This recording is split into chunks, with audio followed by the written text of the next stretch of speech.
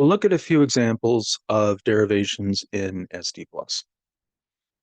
So the first ones we'll look at are the paradoxes of material implication.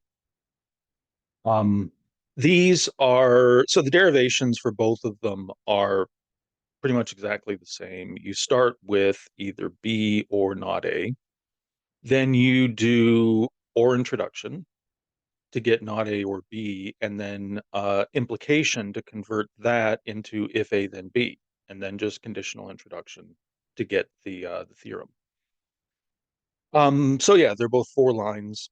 In SD, this one is 5, this one is 8, right? So the SD plus versions are, significantly shorter. Um, for a more involved example, we'll look at exercise 541D. So we're going to show that the set containing these two sentences.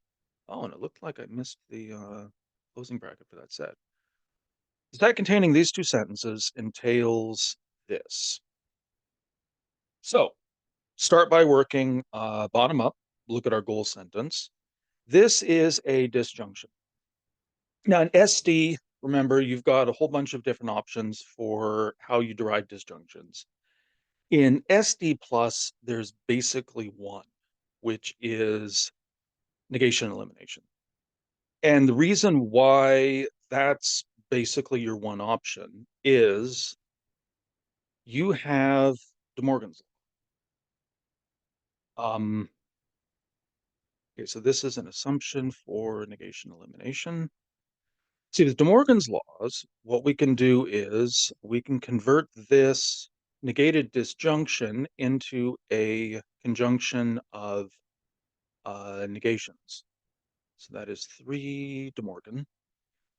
And that gives us a lot to work with. Right. I mean, previously we weren't, the reason why you had a range of options in SD to work with is you kind of tried to avoid having this because there are no inference rules in SD you can apply to it. With De Morgan, you just convert this into a sentence that basically just says F is false and N is false. And then you go from there. This gives you a lot of information.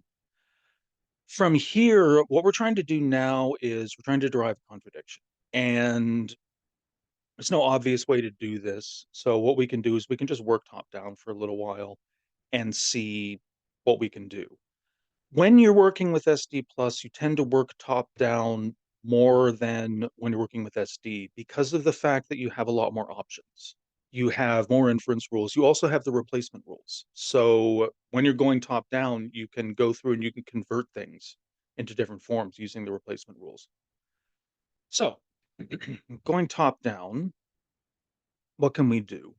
We'll pull out that not F by conjunction elimination for sure. As for that not N, if you look at the assumptions, there's no N in there at all. So we'll just leave that one in there for now. It looks like we may not actually need it. We have another conjunction on line 2. So let's use conjunction elimination to break this up.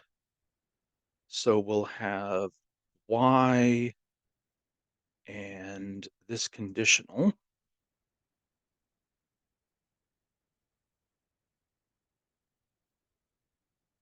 Then what else can we do? Oh, we have a not F here, and we've got a conditional here where F is the consequent. These two, by modus tollens, will get us the negation of the antecedent. So let's do that. This is 5 and 7 modus tollens. And we have another negated disjunction here, so let's use Morgan to convert that into a conjunction of negation. So that is 8 to Morgan. And then we can also split this up, can't we? So, whoops, both not I, conjunction elimination,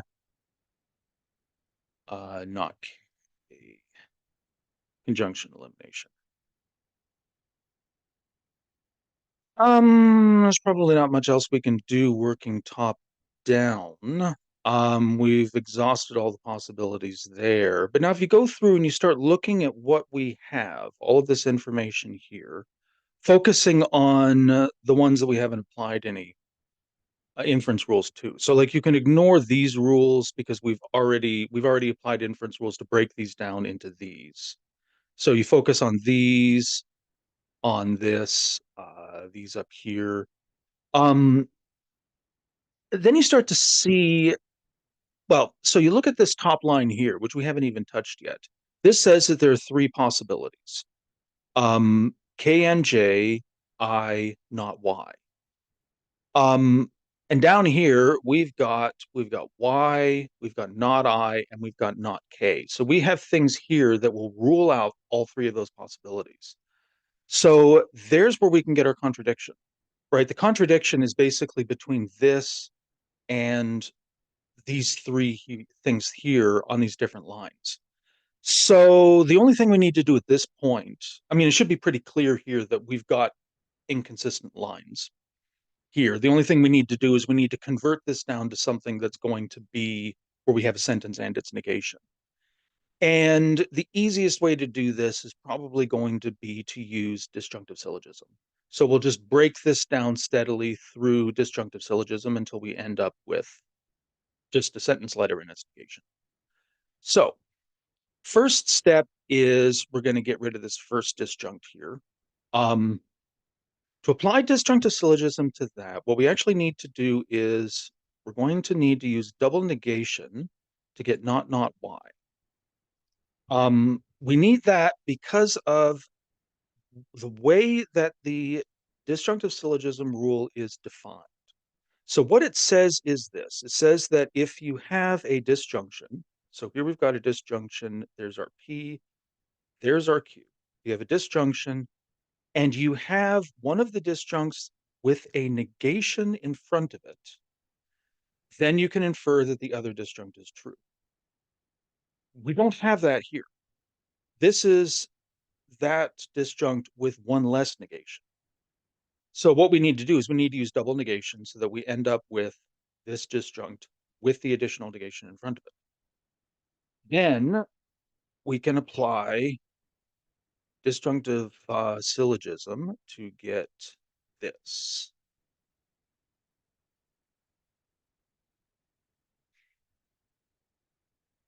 So this is lines 1 and 12 ds.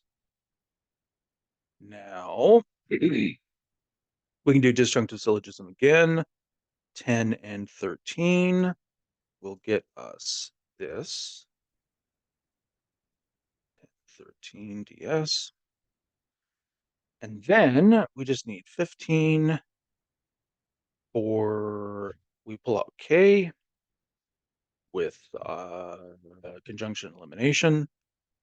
And then we've got our contradiction. We have K here, we have not K here. They're not in the same places, like they're not right next to each other in the subderivation. This is fine. All that matters is that they both be in the subderivation. So we'll just get rid of those rows because we don't need them. This is now 16, and we have derived it from lines 1 to 15, or sorry, that's 3 to 15. Negation elimination. We never did use this n. And what you might be thinking as well, if we'd been paying more attention at this first step, we would have recognized the n doesn't occur in here, so we could actually get this with or introduction and derived it from f, and then just gone with not f here for negation elimination. That actually ends up being the same length, I think. You might save one line by doing that. But I think it actually ends up being the exact same length.